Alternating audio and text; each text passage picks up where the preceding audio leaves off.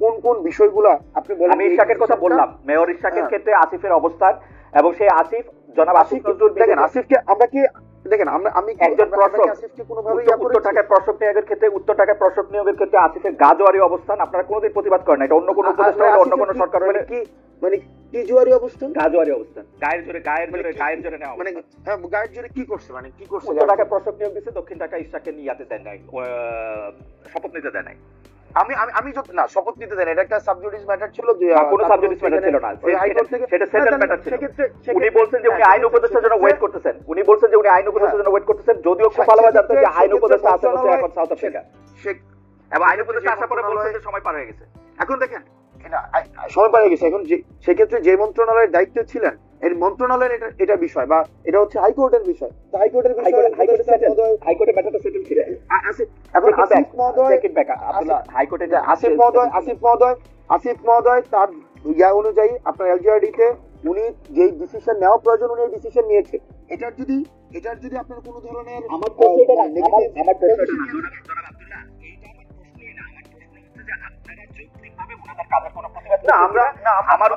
আমার ফাইলিংস হচ্ছে না, আপনারা করেন নাই, আমরা উত্তর করেন নাই, কারণ হচ্ছে আপনারা তাদের কাছে আমরা হচ্ছে এবং এনসিপির জন্য তারা জায়গা খালি রাখতেছে। দেখেন উনারা জুলাই গণ অভ্যুত্থানের প্রতিনিধি হিসেবে সেখানে গিয়েছে, ওনারা এনসিপির কোনো প্রতিনিধি হিসেবে সেখানে যায় নাই, কিন্তু জন্ম হয় প্রতিনিধি হিসেবে যাবে কেন?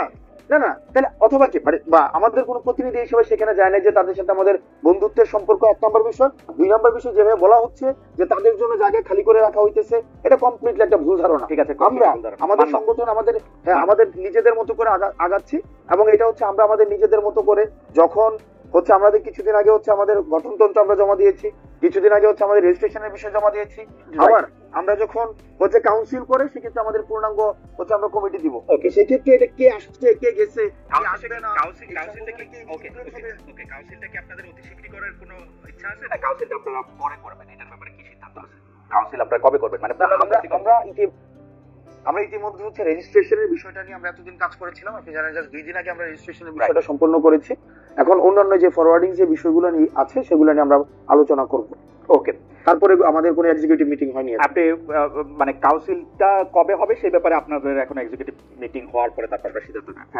আমরা সিদ্ধান্ত নেব। আচ্ছা, রাজনৈতিক বা প্রশাসনিক অভিজ্ঞতা রয়েছে, দল প্রসঙ্গে আসি, রাজনৈতিক বা প্রশাসনিক অভিজ্ঞতা রয়েছে এমন কাউকে কি আপনারা সন্ধান করতেছেন? মানে আপনাদের দলে কি মানে আপনারা কোনো মুরব্বী চান, মানে যারা রাজনৈতিক বা প্রশাসনিক অভিজ্ঞতা রয়েছে, বা মানে এই ব্যাপারে কি ভাবনা আপনাদের, যে আপনারা কোনো আমরা ইতিমধ্যে হচ্ছে আমরা উপদেষ্টা, মানে আমাদের রাজনৈতিক দলের রাজনৈতিক উপদেষ্টা এবং অরাজনৈতিক উপদেষ্টা আমরা হচ্ছে চাই আমাদের পার্টিতে হচ্ছে ইনক্লুড হোক। সেটির জন্য হচ্ছে আমরা সিভি আহ্বানও করেছি, সেই জায়গা থেকে আমরা কথা বলছি, অনেকের সাথে আমাদের কথা হচ্ছে, এবং সেটা হচ্ছে আমরা যে ধরনের রাজনীতি করতে চাই এবং হচ্ছে বাংলাদেশপন্থী রাজনীতি, সেক্ষেত্রে অনেক সিনিয়র হচ্ছে আপনি যাদেরকে বললেন হয়তো সিনিয়র রাজনীতিবিদ রয়েছে, বুদ্ধিজীবী রয়েছে,